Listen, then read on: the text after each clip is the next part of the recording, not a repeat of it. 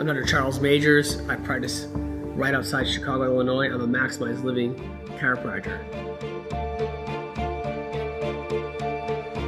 And a while back, I began getting severe migraine headaches and not knowing what it was at all.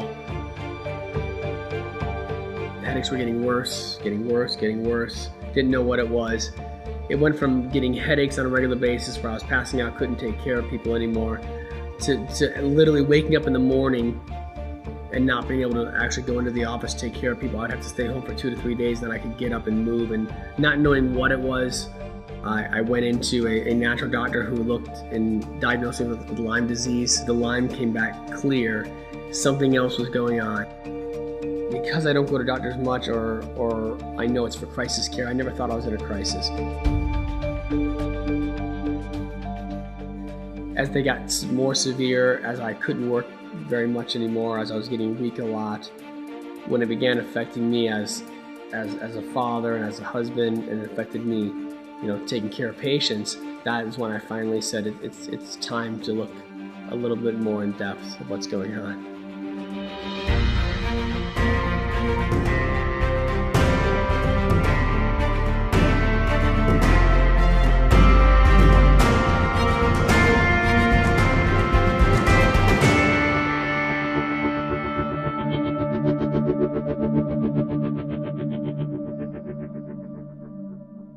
I woke up in one morning, the headaches were so bad I began throwing up, and I knew that it was time, like they said. So I went in for an MRI. I went in about 3 o'clock in the afternoon. They let us know that as soon as they had the results, they'd let us know, they would call us. Got home, went to sleep at around 5 o'clock. I woke up with my wife on top of me and my oldest son on top of me. At the time, my son was about 8 years old, and both crying. And I woke up, thinking somebody died in the family. I don't know what, that's how bad they were crying. And my wife told me I had to immediately go to Northwestern Hospital, which is in downtown Chicago. The radiologist read my film, just plain film. He held up my MRI. Immediately he saw not one tumor in the brain, he saw 4 tumors. The radiologist who was reading it couldn't believe that I was still even functioning because the tumors were so big on the brainstem. They thought for sure, they said, you looked young, you looked healthy. At that time, they said these must just be some benign tumors. This wouldn't be too bad, but we need to get in there and get those out. So when I got into the room, the neurosurgeon, the doctors came in, and they looked at my wife and they said, "You don't want to be in here for this." And I was getting nervous then. They had to saw down, put a tube in here to begin getting the extra fluid out of the body. And I'm not one for medication or not, but at that time you're saying, please numb me out, do something, because they're about to drill a hole in my head. And they can't give you any sedation, nothing, because if something's going wrong, you have to know to tell them. They said, well, we need to get you prepped for surgery. All we need to do is go in there and remove those tumors, and you should be okay. I woke up not too much longer later, and I remember them just all sitting there, and it looked like somebody had died. My wife's crying, family's crying, but they're all trying to hold it back, and no one was saying anything to me. I had a tube down my throat from the surgery, I had a tube coming out of my head, and no one was telling me anything at that time. The neurosurgeon who was going in there began to cut on the first tumor, and as soon as he started cutting, it started bleeding. In that moment, he said, "This is no longer a benign tumor, it's cancer." The bad news is, this isn't just brain cancer, it's metastasized, it's in your bone marrow, 37% of your blood is making cancer. He said, there is no cure, there's not much hope for this. I remember the day before I left, I got real sick. And he said, well, they found a tumor in your nose. He went to make a phone call, and he came back and he said something about the chemo. And I said, why are you talking about chemo? And he said, honey, you've got cancer. And I looked at him. I remember I pointed a finger at him. I said, you are a liar. And he looked at me, and I said, how do you know I have cancer? I said, you told me that it will be Monday before you find out anything, and you just took out the tissue from my nose. And then he said, honey, I can't wait. We can't wait till Monday. April 25th, 2010, that's when I got diagnosed with cancer, which is they call nasopharyngeal cancer. It's behind my sinus. And it was like right there touching my skull, and you know, they're afraid that it's gonna go into my brain. So it was kind of shock when I first found out. Back last year, August 1st of 2012, I was headed to a conference in Los Angeles when I received a call from my doctor in the airport informing me that I had cancer, cervical cancer, that they had found a tumor, and that I needed to get back home to have surgery. When I was diagnosed with the cancer, that pretty much threw me for a loop, and that began a huge journey for me in my life. I found the lump in my breast myself, and I immediately called my doctor, and I went in, and she just did an exam, and then she set me up for a mammogram. So I went and had a mammogram, and they were pretty, they said it was really suspicious. It's really suspicious. And so they set me up to have a biopsy with the surgeon. And the first biopsy I had, and it came back negative, and the surgeon was just like, I really think it's cancer. I want to do it again. I want to do a deeper biopsy. About 2.5 years ago, I was diagnosed with smoldering multiple myeloma. I got a feel for it when I called my oldest daughter. She's an oncologist, and she didn't give me any numbers, but just her reaction let me know that I was facing a serious challenge. In my research, typically when you're diagnosed with smoldering multiple myeloma, it will progress into multiple myeloma, and the lifespan that they usually outline for you is 5 to 7 years. I had chemo in the morning. In the afternoon, I had to go downstairs to get my radiation. The doctor talked to me that I would need to have a tube put in because I won't be able to eat. And I asked him, and I said, why do you have to do chemo and radiation at the same time? And he said it was very aggressive. I didn't think about the side effect, after the treatment. One of the things that I knew that I wasn't going to do was have chemo and radiation. I've known enough through studying that chemo and radiation was just not an option. He was already saying, prepare yourself, we're gonna go through radiation, you're gonna go through menopause, you're gonna go, we just have to decide if we wanna do chemo first or radiation first, and then, you're gonna be on tamoxifen for probably 5 years, and, he was just laying out the whole thing before we even knew to the extent or if it even was cancer or not.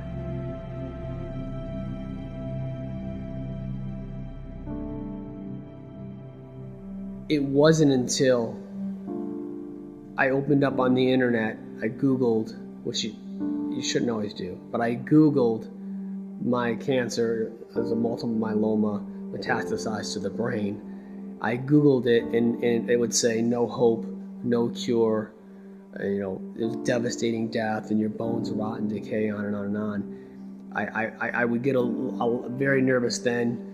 You'd slowly start to lose a little bit of hope. Even with chemotherapy, radiation, and bone marrow transplant, they were thinking there's only months I would probably survive. And then finally I was smart enough to go, well, wait a minute, has anyone ever reversed this? And then I thought to myself, if no one's reversed this, I'll be the first. And so I knew that if I was at this point and I came through this, and I was going to, I'm going to be able to change more people's lives. I began studying what cancer is, why does it happen in the body, and by studying it, I knew I could then find the approach to get rid of it. The doctors, the oncologists, they kind of looked at me and said good luck, pretty much, but they understood. And I went to see Dr. Forsyth, who's one of the top natural oncologist in this area. What was tough was the morning they let me out of the hospital, they were going to be putting me on a plane to Reno, Nevada. I was in a wheelchair. I knew I wanted to go home first to see my children. As positive as I was, there's always in the back of your mind, what if I don't see them again? It was my wife and I, we knew we had to leave them there. There's no way they're going to be able to be with me all those 3 weeks to go through everything I was going to go through. So we literally, that was probably one of the hardest things both of us did, was leave 3 children at home and head to Reno, Nevada, and hoping we were going to the right place. When I was sitting in that hospital bed, you know, and laying there in that hospital bed, if I didn't have the right mindset, if I thought it was over, I would have jumped right into whatever those doctors were telling me and not listened to what I should have been doing. I would have listened to them, and who knows where I'd be right now. Our second essential in maximized living is corrective nerve supply and having a good nerve system.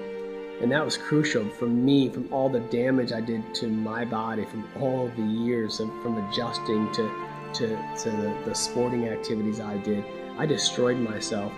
And so it was so important that I got my nerve system back clear, because the only way my organs function, the only way my immune system works to fight this cancer is my brain sends a message down the spinal cord to heal it. And so we know that every cell of our body grows and dies every single day. And so those cells have to have nutrients to survive, and without nutrients, our cells can't replicate. And so we knew how important, you know, number one is I had to get the right nutrients into my body and stop putting in the bad things into my body that was affecting it.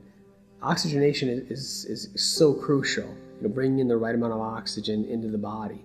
Every cancer cell is hypoxic, which means it doesn't have enough oxygen. And so it's crucial that when we're working with patients, that they're getting the essential oxygen on a regular basis, that they're exercising on a regular basis, exercising the right way. I was exercising the wrong way for all those years. If your body can't detox what we're bringing into our body on a regular basis, then we become sick and diseased faster. We get cancers faster.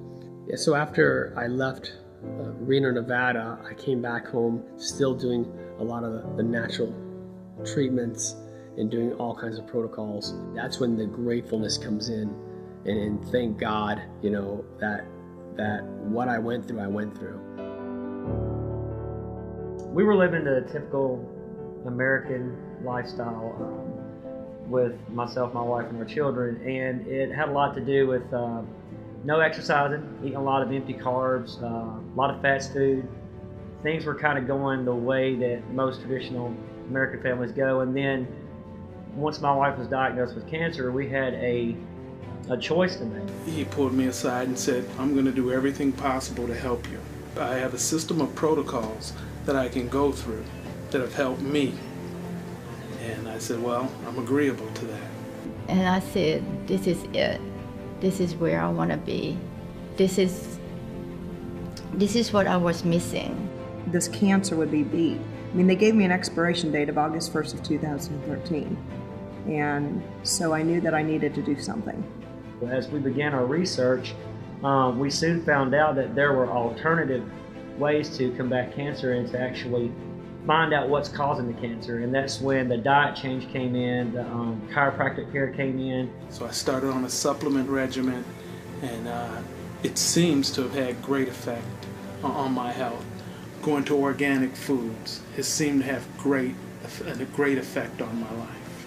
You know, I thought I did everything that I could, but I was missing number 2 essential, the nervous system. I immediately took out all the sugar, all the grains. I began juicing. I began eating a lot more raw foods. Because in the past 2.5 years, my smoldering multiple myeloma has not advanced at all. And they say in African American males, it's real aggressive. And being in his care, we were surrounded by lots of other like-minded people that were supporting us in an all-natural, holistic way of fighting things through the 5 essentials. And that pretty much changed not only our lives, but our children's lives for future generations. Cancer can happen to anybody. It doesn't choose who you are. It doesn't choose, if you're rich or you're poor. It doesn't choose if you're fat or you're skinny. It doesn't choose if you're young or you're old. It doesn't choose if you're smart or not smart. It doesn't choose if you're success or unsuccess. It can happen to anybody. If anybody that, watching and listening, and if they, don't think that they're gonna get cancer, they have to think again. I can remember being in the hospital, and they would say, you're gonna be up on stage again speaking and telling everyone how you reverse this.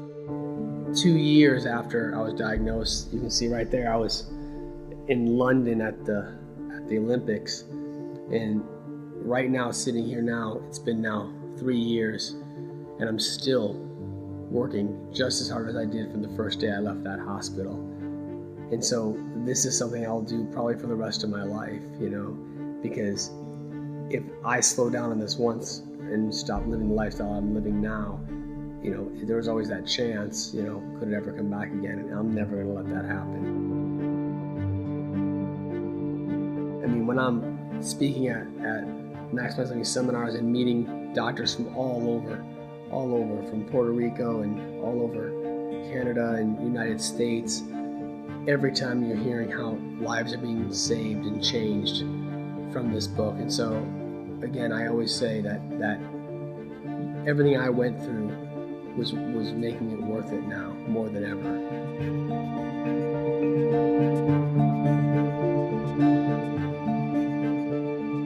I mean, it's amazing to see the difference in patients' lives who come into the office, because our job as Maximize Living chiropractors is not to reverse their cancer.